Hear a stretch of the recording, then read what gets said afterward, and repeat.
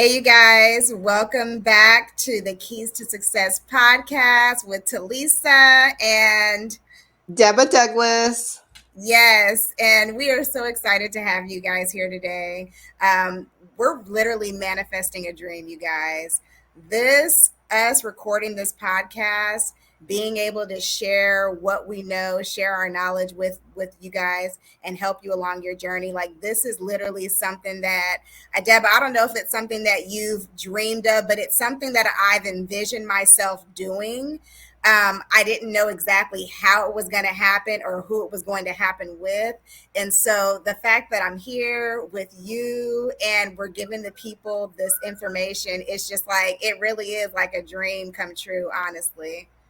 Absolutely. Like every time we talk about it, and now that we are actually having a for real podcast, this is truly like God on steroids and manifesting something that you never even thought was even possible. So I'm so excited that you chose me to be your co-host and that we can share our lives with everyone and all our listeners about our family, about our business, building a business, starting a business, and also talking about all the different types of real estate strategies that we currently are using in our day to day world. So I'm truly excited and cannot wait to see what unfolds. Yes, and you know what, you guys, we this episode we really need to let you guys know like who we are.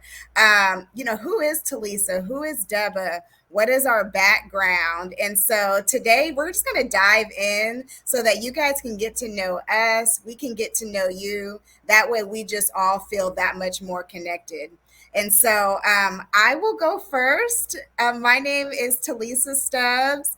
And I'm originally from Bakersfield, California, which is a very small oil town in California.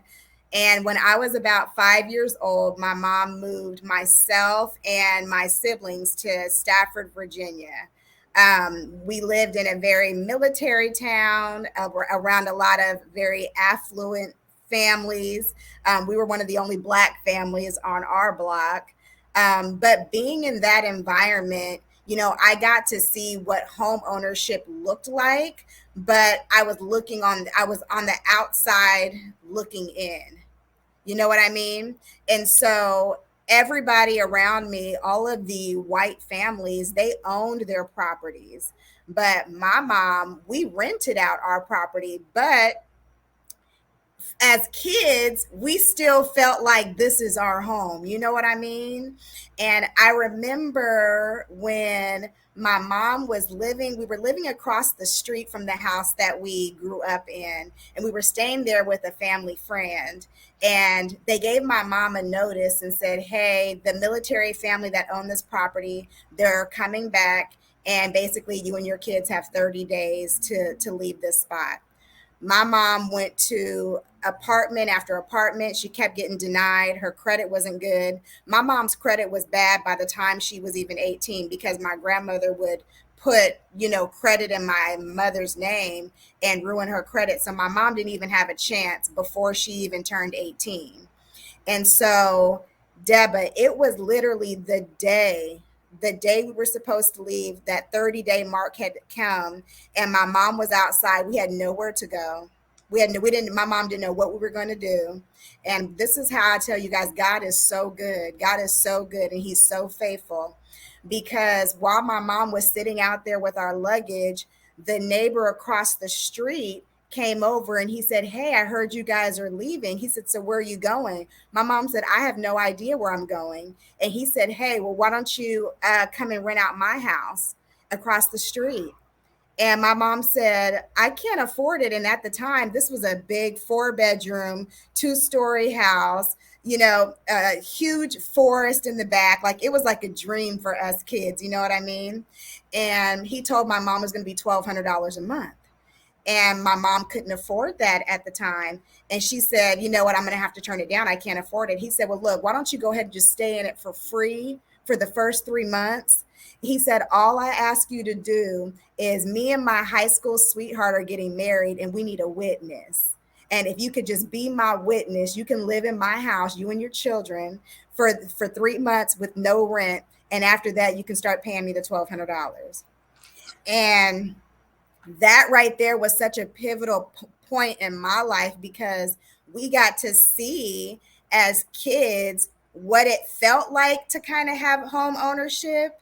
And so, growing up in that environment and seeing my mom, she became director of accounting. I mean, not director of accounting, director of La Petite Academy. My mom was the very first Black woman that I've ever saw in like a successful role, right? And how awesome is that for your first role model to be your mom? You know what I mean? And so my mom was sexy. She was cute. She was a businesswoman. She was everything. And so as I got older, I wanted to be in her image. Hold on. Let me get some water, you guys. Sorry. It's real. Okay.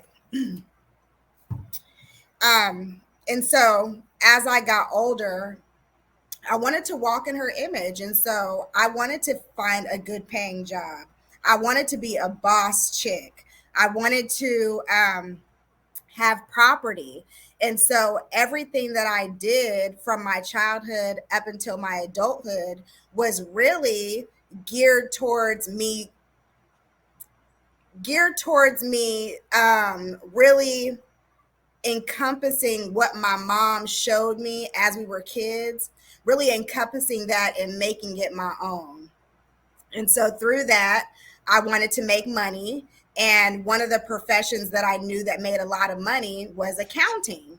And I was in the mind state of I just want to make a lot of money very fast. And I didn't want to go to school and have to be there for 6, 7, 8 years. And so I chose accounting because I could go there for 4 years, I could get my degree, and then I could start making money immediately. And so I did that. I was by the time I was 29, I was making six figures in a high executive accounting position, but I was not fulfilled. And so in that time of not being fulfilled, I went through this phase of depression because I didn't know who I was, and everything that I thought that I wanted to be, I thought that I was, and I wasn't happy. And so when I first bought my first house, my husband and I had done a little bit of house hacking on it. And when we finally decided to sell the property, we ended up selling for far more than what everybody else was selling for because of the little upgrades that we had done ourselves, right? That was the very first time that I was like, oh, wow, real estate is definitely something that we need to take a little bit more seriously.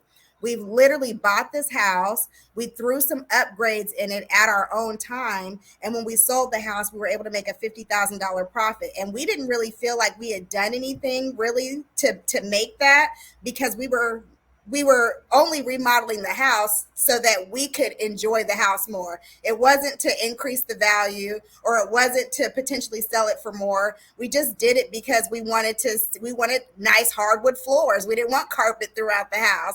I wanted granite countertops. I didn't want the little tile counter, that the little square where you got to scrub the grout with the toothbrush. I didn't want that. You know what I mean? And so when we were 25 years old and selling that property and getting $50,000 from it, that's what really sparked our interest. And we were like, okay, you know what? This is something that we want to continue to do, but we didn't know how to do it at a larger level. And so we both ended up going back into, our corporate jobs and staying there for several years until finally we decided that we had just had enough. We weren't seeing each other anymore. We were passing each other. My husband was working nights, I was working days, and we were just passing each other every day. My kids were struggling in school. My daughter was being bullied. My son was throwing chairs across the classroom. I mean, we were so disconnected as a family, Deba, and I started to question myself as a mother. I started to question myself as a wife, and I started to question myself just as a businesswoman. Like, where do I really go from here? And Yeah. so, I don't advise everybody to do this. Um, but one thing I will say is that if you're going to leave your job, have a plan. Have a plan in place. Know what your next move is going to be, because that's something that my husband and I really failed to do. We were at the point in our jobs where we were sick to our stomachs to go there, and we waited too long to take action. And so by the time it was time for us to go, we had to just go abruptly, put in that letter of resignation on the same day that my boss gave me my evaluation. You know, and so she gave me the evaluation, and after she gave my evaluation, she said, "So Tilisa, what are some of your plans for you and your team this year? What are some initiatives that you have in place?" And I said, "You know what, Diana, I don't have anything." And her eyes were like, "Well, what do you mean? What do you mean you don't have anything? No initiatives for your team?" I said, "No, because I don't plan on being here. Actually, here's my letter of resignation." When you know, you like, I'm out. Well, what are you doing? Where are you going? You know what? Me and my husband have made some wise investments, and we no longer have to work our 9 to 5s anymore. Girl, her little eyes just blew all up. She didn't know what was going, and so that's really how it all started. And from there, we sold our property. We bought a property in Texas. We sold that property, and with that, we made about 70, close to 80,000 on that sale. And with that, we started our real estate investing journey. And really, when I say our real estate investing journey, it's really our education journey. That's really what it Mhm. was. A lot of the money we had to put it into coaching, because we didn't know what we were doing. We were just going in blindly. And when we first started off, we didn't have a coach. We didn't have anybody that we were going to for knowledge. So we lost money. I didn't know about, earnest money deposit being, somebody being able to take it if I exceeded my option period. There were just certain things I didn't know. And the people that we were communicating with at the time, they knew that we were new, and so they didn't even give us any sort of, "Hey, you guys know that you have until," none of that. They just let us go ahead and just lose our little old money. So if you guys are out there and you're thinking about getting into real estate investing, I strongly suggest, get yourself a coach. Get yourself a coach. If you can't get a coach, JV with somebody, partner with somebody Mhm. who has done a couple of deals before, and you bring something to the table, whether that's you bringing the deal to the table, or you bringing the credit score to the table, or whatever it is that you can bring to the table. If you don't have that experience, allow the person that has the experience to do what they do. They've already been through it. Yeah. You know what I Yeah. mean? I mean, Deb, I don't know how many times, like, people get into this business and they think that they can go about it all on their own. Mm-mm. And you end up hitting a brick wall every single time, because although it's easy or it's simple, there's still things that you don't know, and you won't know unless you go through it. And it's like, why not loosen that learning curve a bit? Why not loosen the impact a bit Yes. Absolutely. by having somebody who's done it before? What are your thoughts about that, Deva? I totally agree. And very similar to like, so Talisa's story is literally like mine. I was in education, and I thought, this is what I want to do. I want to impact lives. I want to empower the youth. I felt like I became a teacher because I had some phenomenal teachers. And I go into education. I spent about 16 years in education. I'm a teacher, I'm a coach in the Dallas Fort Worth area. I'm also, decided like, you know what, let me do a little bit more. I want to empower and impact more than just my athletes. Let me go into administration. So then I go into becoming an assistant principal in a suburb town outside of Dallas, Fort Worth, Plano, Texas. And I'm thinking, oh my gosh, this is like the ultimate school, this ultimate school district. So I'm there being an administrator, doing everything I can, pouring all my energy, all my time into this job. And then I just start realizing, like, this is it. Like, this is what it's going to be. I'm used to the money by now. And growing up, while I'm thinking, my parents were entrepreneurs. Out of, it's four siblings, and I was the one that was born in Nigeria. So I'm first generation American. And in my mind, my parents were like, you got a good job, you got a great title, something for them to brag about. If you ever met Nigerian parents, their life is dependent on bragging about their kids. And so I'm thinking, I'm making everyone proud. I have this great title. I can't wait for someone to ask me, what do I do for a living? Because I can say, oh, I'm a principal, blah, blah, blah. And then as I'm going through this world, it's more like it's a perception. It's just more a persona of you think you're doing what you need to do. And we love going on trips, my husband and I, but it got to the point that we were like, well, we can only go on trips during this certain time because you're held back by the school district calendar. And you only make X amount of money. So there's only so many trips you can try to pack in into this, 2 month off period. And so I'm trying to figure things out. At that time I had two kids, and I just like, there has to be more. There just has to be more. So that summer we didn't really go too many places. I just happened to go to our office, and I was like, let me just find something to read. And then I picked up Rich Dad Poor Dad by Robert Kiyosaki. I literally could not put that book down. I was like, these are all the things that are in my brain, but I cannot articulate them. Oh my gosh, like this is something that I need to do and I really need to tap into. And one of the biggest things about that book talked to you about writing down your assets and your liabilities. And I'm thinking, well, I know I'm going to ace this. I'm like type A student thinking I know how to do everything. And I'm like, I know I got this. And so I'm thinking like, okay, an asset, things that will continue to produce money or income later on, a liability, something that you buy that never gets back to its value once you purchase it. I'm going through, I'm like, okay, I got some assets. I know I do. I love a leather purse. That's not an asset. I mean, I buy it and that's it. Just that feeling for that moment. I really have nice cars. Oh, that's definitely not an asset. Like I buy it and the depreciation goes down. I have no assets other than the house that we live in. And I'm thinking that's really not an asset because if I can't pay the mortgage, then I mean, there's nothing I'm going to get back from that. Right. And so it was literally one of those like moments of I've been doing life wrong.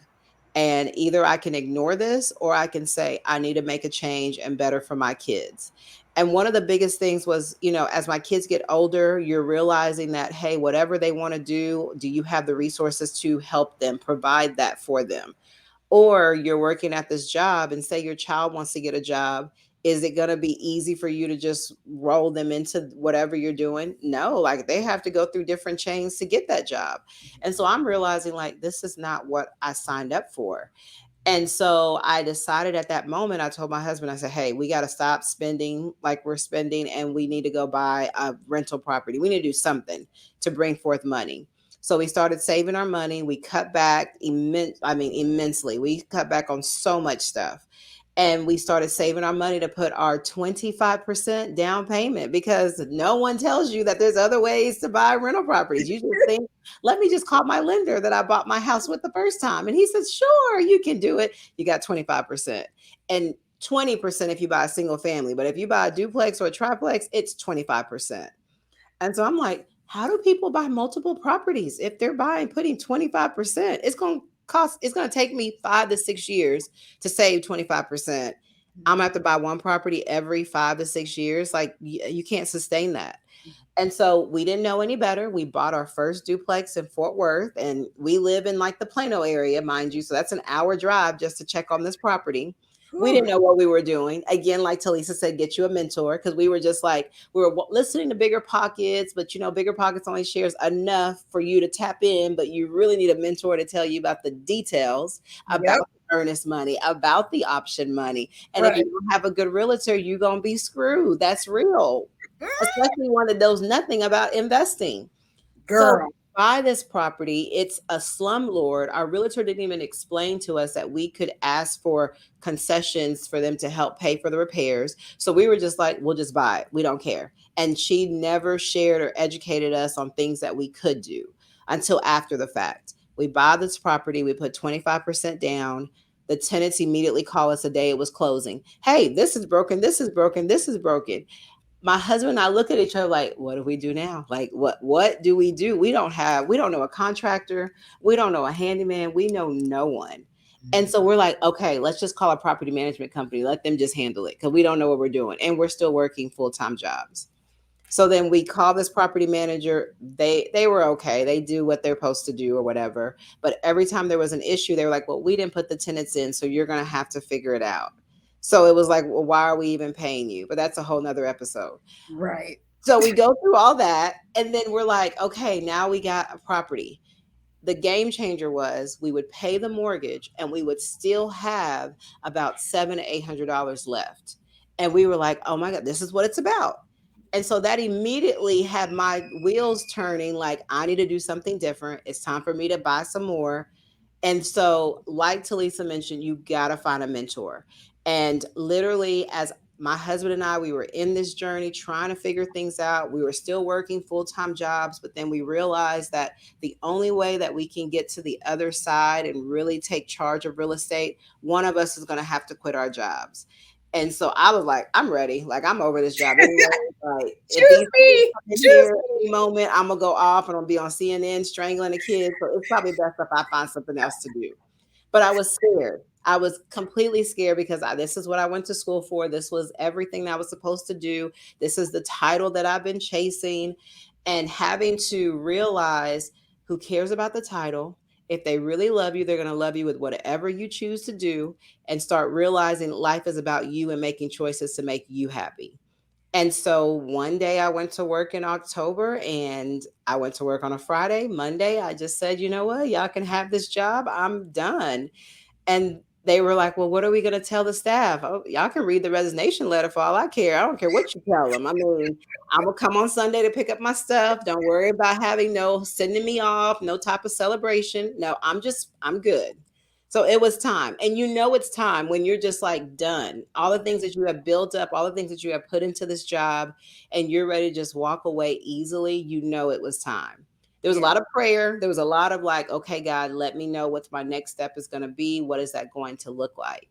But all of those things led me up to the point of just, I'm walking away. I'm going to trust God relentlessly. If God says who He is, He's going to cover me.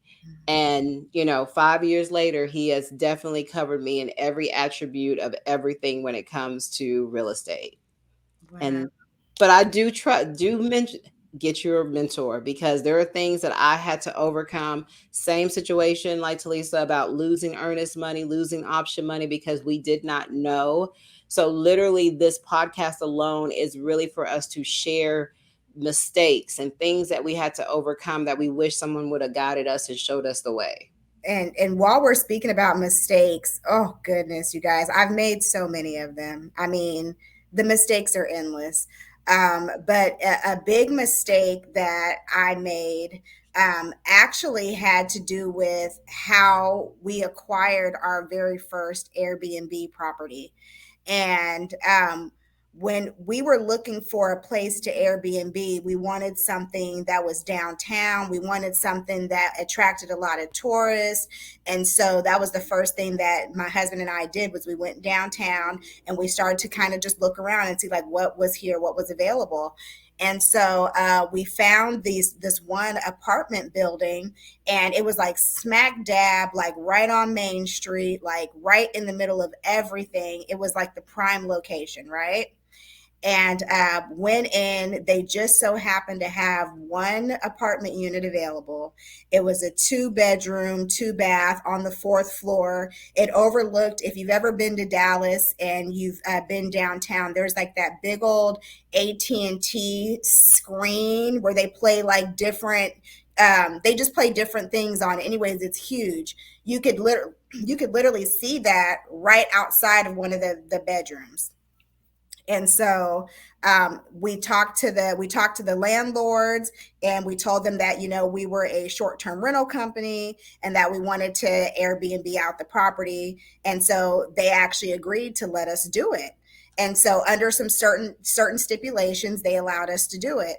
And so I mean, and this is where my the first mistake was like Deborah was saying, where she used a lot of her own money to put down the 25% for her first property. Well, in our case, we used all of our own money to get the place completely furnished. And Mm. so, we bought beds, we bought TVs, couches, dining, everything, dishes, everything, right? And so we Airbnb'd out this place. Things are going great. We were in this thing for almost a year, and other people start catching wind that this is an amazing location, right? And Mm. so even we start to see that more people are starting to do Airbnb, and the quality of the apartment building was starting to go down. So when we were just there, we were just doing the Airbnb, we would go upstairs to the pool area. It was nice and clean. Our guest always said amazing things about it.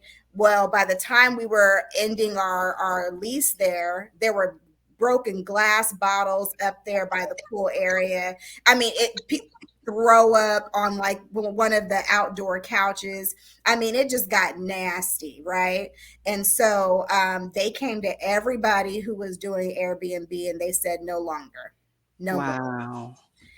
And this was such a huge hit for us because that Airbnb was bringing, I mean, our expenses were about 2,000, close to $2,500 a month, but we were bringing in about $5,000 a month. And so, I mean, the cash flow alone was not only paying for the apartment, but it was paying for our some of our living expenses. It was paying for employees, for my wholesale side of my business. And so when they cut that off, you could imagine that we were like, wait, what? What Right. what do you mean? Like, I was in shock. I didn't expect it. And so the mistake in that was, and this is what I told my husband later on, is that if we're going to do an Airbnb, I will no longer, me personally. Now I know people that do it, and they do Airbnb arbitrage, and they are successful at it. But ultimately you don't have the control.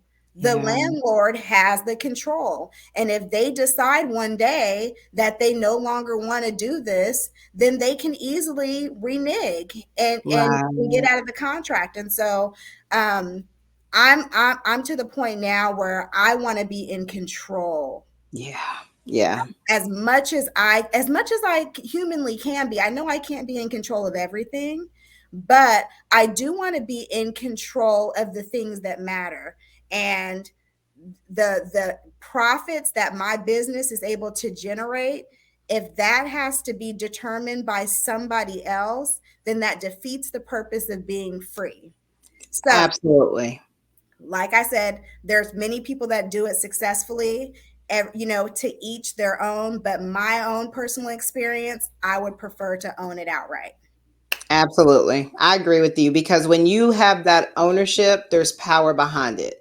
Because then you're never feeling that uneasiness. Okay, the lease is coming up, something's going on. If the landlord comes to you, you become the landlord. So therefore, you get to set the tone of who, what, when, where, how with everything. So I definitely agree with you on that for sure. Yeah, Yeah. Yeah. absolutely. So I mean, you guys, we I could go on about the mistakes because I mean they really are endless. But I will say though that the mistakes they're such learning lessons, because without them you don't have an opportunity to really grow, Yes. right? When that happened, I really had to sit within myself, and I had to start getting more creative within me and saying, okay, how can I do this thing, but how can I do it in a way to where nobody's able to take it away from me again? And it Mhm. causes me to be more strategic. And if you guys know that our God is a strategic God, everything that he does, there's strategy behind it. And Yes. so when he was putting us through those really difficult situations, he was giving us strategy, right?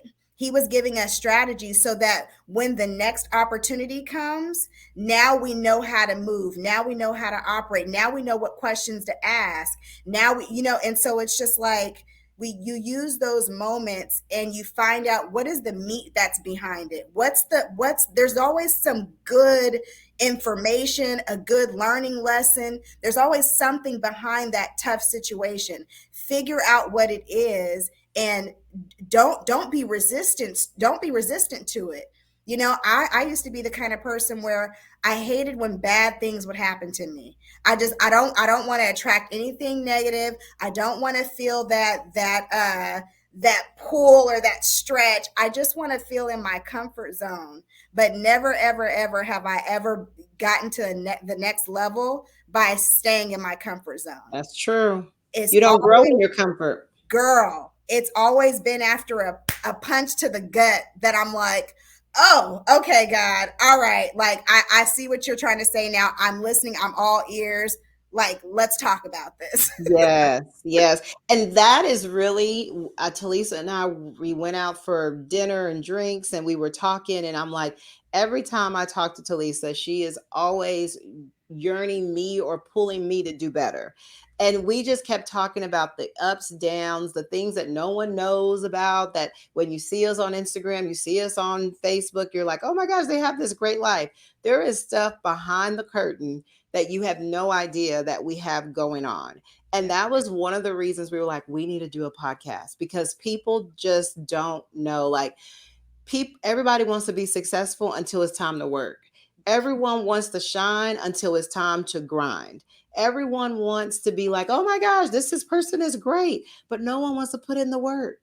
And time after time, as we have went in and tried to hire people, dealing with staff and just connecting with other people, you see that everyone wants to say they're successful, but they don't want to put in the work that's success. Because success, you know what success looks like? It looks like waking up at the crack of dawn. Why? Because you have sleepless nights because you know you got to get this done. If you don't get this done, how are my kids gonna eat? How are we gonna go on these trips? What success looks like is like, I got to do this regardless. I got to do this because I'm hungry for it. yeah, And no matter what, this has to work. It's one of those that you're in the car and you got to pump yourself up and talk to yourself and lift yourself up and say, okay, you know, you're probably not prepared for this. You're probably not even equipped to do this, but you're going to go in there and you're going to find some confidence and you're going to speak life into this, whatever situation that you have to, do as a salesperson, try to get this house under contract, whatever it is. And these are the keys, and those are the things that really make you successful. Because yes, you can get luck here and there and get some deals, but the true success is when things aren't going the right way, you're still consistent. You yeah, still make those cold calls. You still reach out to the people. You still do follow up. You have gotten cussed out by everybody you call because you're trying to get something under contract. You have got yelled at by doing door knocking. You have got all these different things have happened to you, but you continue to grind and you continue to go. And those were a lot of the things that Talisa and I, we got to have a podcast because yeah, people really need to know this because we get tons of people that slide in our DMs, slide in our private message. Hey, can I pick your brain? Yeah, but I ain't got time because I'm still grinding. Like, right. we're still grinding. Eh, Unless you can bring value, unless there's something that you're going to bring for me, I really don't have time for you to pick my brain. I don't.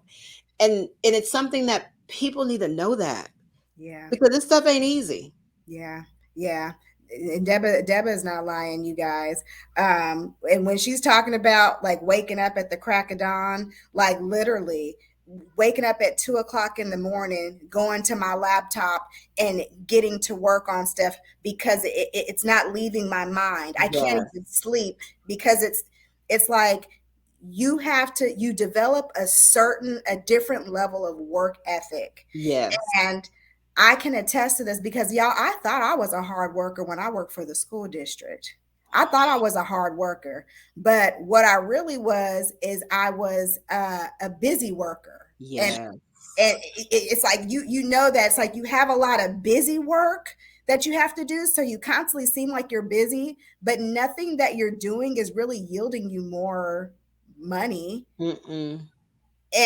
And the more that you say yes, oh yes, I'll do that, or yes, I can present that, or I can teach that training, the more that you say yes, that doesn't increase your value in the corporate No. world. If anything, we can give her more. More. Let's give Yeah. her more. She handles stuff so well, let's give her a little more. Yes. Yes. That's real. Yes. you know yeah, seriously. And you don't get nothing from that, and you're just like, okay, well. And one of the things that I learned through that, being that busy worker, is you're thinking, hey, if I just keep doing this, they're going to see that I'm doing that, so when they're behind closed doors, they're going to talk about me. They're going to say, you know what, I think Deborah deserves a promotion. I'm sorry, life is not fair, and nobody is thinking about you that well, and you ain't that sweet. Like, that's real. Like seriously though, seriously, like you got to find it within yourself. So that's why it is important to know your why, because when you start feeling like, you know what, I done made 100 cold calls and ain't not one person said yes to me, I just don't think that this is just the job for me, or this is the work for Yes. me. It's those moments that really build your character, and they build you as a professional in your field, right? Because I don't care if I made 5,000 cold calls and not one person picked up. That was 5,000 conversations or 5,000 experiences that I got to add to my, you know, to what I already have. I might Yes. have had conversations about a situation that I didn't even know about before. And now I'm like, ooh, now I didn't know about that. Now I can use that if I ever interact with this kind of situation again. So it's like you never look at it as, dang, this thing isn't working, or I haven't closed any deals or whatever. It's all working towards your common goal. And what the universe will do and what God will do is, if you stay consistent even when nothing's happening, all of a sudden you're going to get to a point where things just start coming to you. Deals Yes. just start coming to you. And it's just like, it's kind of like magic. It's literally kind of like magic. And you're just like, wow, how are all these things just kind of coming to me so easily? Where before I felt like I had to like fight and pull and, grind to get to it. Yes. But that's a part of the process. That's part of the That's the part of process. the process. You have to go through that. You have to go through the wilderness. You got to go through the Yeah. wilderness so that you can get to the promised land. That's it. And That when is you get to the it. promised land, you're still going to have to put in You work. want to put in, and you know what? The work just gets even more intense because now you Yes. got other people behind you that's depending on you to show up every day and depending on you to do what you're supposed to do. And what Talisa is mentioning, that magic, it is literally because God wants to bless you, but he wants you to work. If you can't give him something to bless, then what is he going to do? You got to work. And the way you work, get yourself out of your comfort zone, where you know the only person that's going to make you go through this and make you go to the other side is going to be God. And Yep. you got to do that. And it's one of those, like, who goes first, God or you? You got to go first, Yep. and then God will show up. And sometimes it feels like right when you feel like there's nothing else that you can do, or there's nothing else that will make this situation better but him, and that's when he swoops you up. And he only Woo. gives you enough. He only gives you enough to Yeah. take that next step. And then you're like, okay, I need to take this next step, but I don't know where I'm gonna go. How do I do this? And then you take that next step, and then all of a sudden it gives you more covering. And Whew. it's one of those that you have to go through. No one can explain that unless you've gone through it. Yeah. And I'm at a place now where I literally tell my team, When my phone rings, people want to give me money. Why? Because I put in so much work that my value has speak for itself. And now people are talking about me in other rooms. Man, that ain't nothing but favor. Because I know me and I know my faults and I know who I am. That's nothing but favor. But and it's also I continue to grind. That same grind I did 5 years ago when I bought that first rental property for 25% down is the same grind I do today. That Mm, now I'm buying 20 plus properties and still grinding, but it's the same consistency. And when you're consistent long enough, God will bless you where people are calling you and seeking you out. And mm. people are willing to say, I'm going to pay for your time because I know it's precious. Thank you for taking the time to talk to me. And I'm thinking, well, who am I? I'm not any different than you. I know I know who I am. But it does happen. And literally, this podcast is just to share with you our story, share with you what we've gone through, where we are, where we're going, and just to give you a little bit of sprinkle of if that dream is in you and God is nudging at you, it don't have to be with real estate. Whatever it is, God is already opening the door for you. And you probably can see daydreams of yourself doing whatever that dream is. And that's God just giving you a glimpse of what He has for you. And Yep. that's just an itty bitty glimpse because what He really has for you is more than you could ever imagine or think or even envision because it's so much greater. He says, I have a plan for you, a plan to prosper you, prosper. He said a life of abundance. Like he doesn't use those words lightly. No. He's not a God that's just gonna just blurt these things out just because they sound good. Like, no, Right. this is real. This is real. This is real. But there is a process. And I will say that the journey is not, it's not for the weak. No. You're going to have to get some balls. You're going to have to get some courage. You're going to have to get some confidence in yourself. Yes. And Yeah. that confidence comes from you first loving yourself, loving who you are. My mom was telling me today, she said, Talisa, there's so many times that I'm speaking negative things to myself in my head. And she said, and when people come at me and I spew that out to them, it's only because I think badly about myself in this area. And so I'm projecting this out on them, my insecurities, my flaws. She was like, I have to love me more. And I said, but mom, the fact that you're aware of it, the fact that you're aware, that's the first step. So if you Yes. find yourself telling yourself, I could never invest in real estate, or I can never go to school because my family don't have money. I can never afford the tuition, or I could never become an artist because, whatever it is, stop telling yourself those lies. Yes. They're lies. They're lies. They are lies. And that is what the devil will put in your brain so that he don't have to worry about you no more because you already taken over your brain by telling yourself what you're not good at, what you're not enough for. And then when you do that, it's done. Because it all starts with your mind and manifesting. We are both real estate investors because we both envisioned ourselves being real estate investors well before we bought our first property. Yep. So it starts with your mind and it starts with who you are around. What are you listening to? Who are you talking to? Are they speaking life into your situation? Or are we both just Debbie Downers together? Like, Come because on.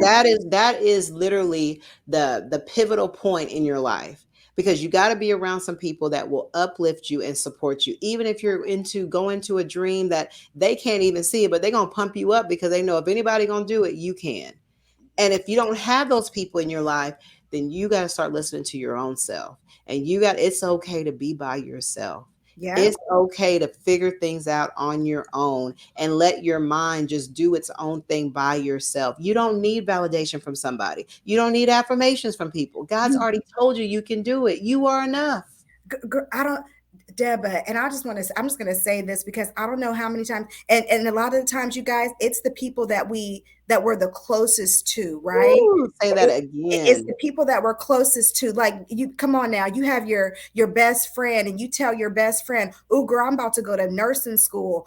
and she tells you, girl, how you finna go to nursing school? Who gonna watch your kids? How you gonna do that? How you gonna afford that? And all of a sudden you're just like, dang, girl, you right. Yeah. Oh my gosh. Okay. I have a story. She's probably going to hate me for saying this, but I remember literally when I was thinking about quitting my principal job, and I remember driving to work that morning like it was like any regular day. And I was on the phone with my sister and I was telling her, man, I'm about to quit this job. I don't know what I'm going to do, but I know I'm going to focus on real estate. I just finished, taking my real estate courses, and I think I'm going to go ahead and just take this real estate exam and be a realtor.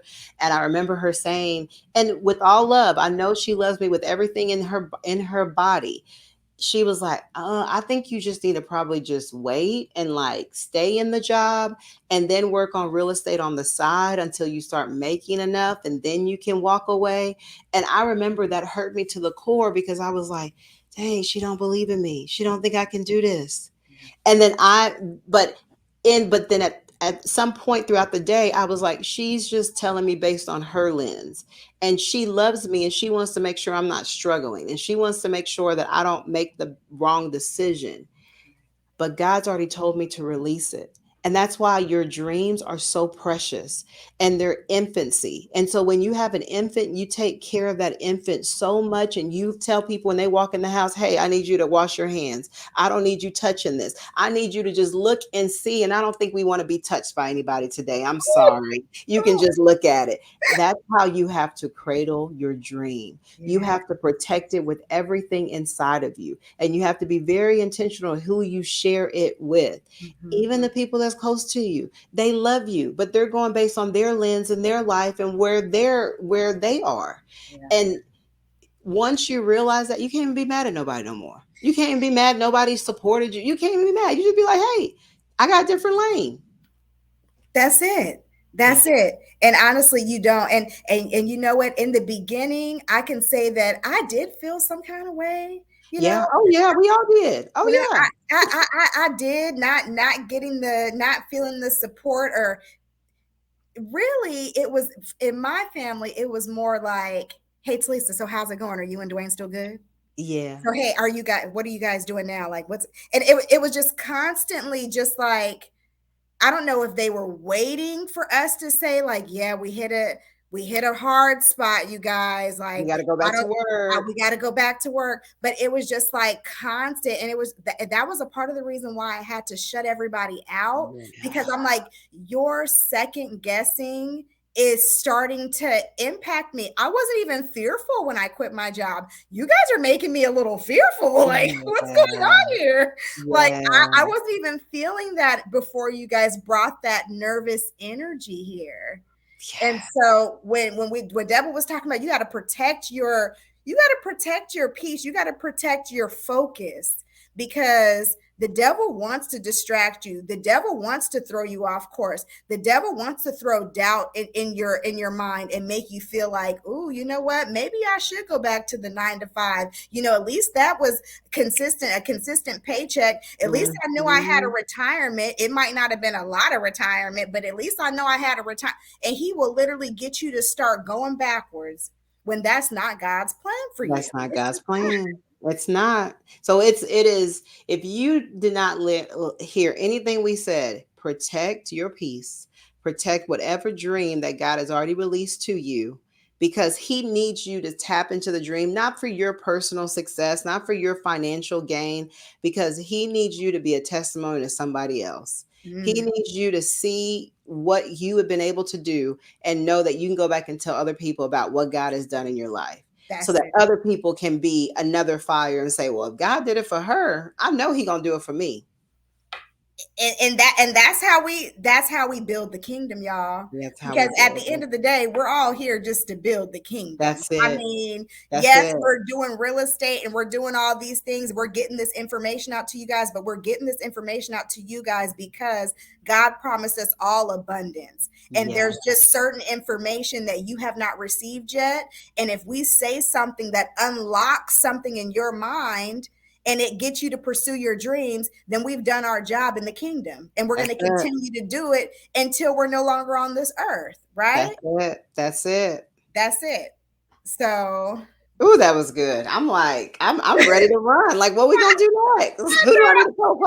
I know. But Deborah, what else did we want to touch on? I know we're about 49 minutes in. We don't have a whole lot of time. But Yes, we just really wanted to just let you know that we have your back. We are here supporting you. We want to share our real estate journey. We want to talk about the details and different real estate strategies that we're currently using that are not the 25% down. We're not doing that no more at all. If you do right. that, then don't tell anybody you talk to us if you're doing that.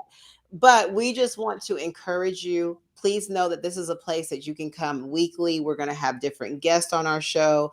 Give us some love. We're working through everything, but we are excited to be here. We're excited to share what God has called us to do and to be able to be a light and show you the path to really seeking God for your dreams. Amen. Amen. And I just want to just say thank you guys all for tuning in. This right here, being able to be on this platform and be able to share with you guys, this is therapeutic. It's Yeah. therapeutic. It's therapeutic for me. And it makes me feel like I'm doing my part in this large world. So thank you guys for tuning in. We appreciate you. As always, stay tuned. Make sure that you guys are giving us some feedback. Tell us what you guys want to see. What do you want to hear us talk about? What are some topics? And we look forward to seeing you guys again next time. Bye. Bye.